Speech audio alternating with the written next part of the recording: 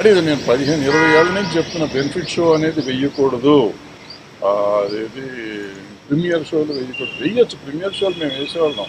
నేను మొగుడు కావాలి లాంటి సినిమాకి దగ్గర 20-25 ప్రీమియర్ షోలు వేసా ఫ్రీగా. అక్కడ మా జనానికి మెడ్రాస్లో ఉన్న వాళ్ళందరికీ చూపించేసాం సినిమా. ప్రీమియర్ షో అంటే ఆల్మోస్ట్ ఫ్రీగా చేసేవారు. ఇప్పుడు ప్రీమియర్ షోలు అంటే దాన్ని డబ్బులు చేసుకున్నారు, దాన్ని క్యాష్ చేసుకున్నారు. అది మొన్న అంతకుముందు వీడియోలో నేను పెట్టాను. మనకి సినిమాకి తేడా వచ్చేది ఒక 100 కోట్లు. హిట్ సినిమాకి.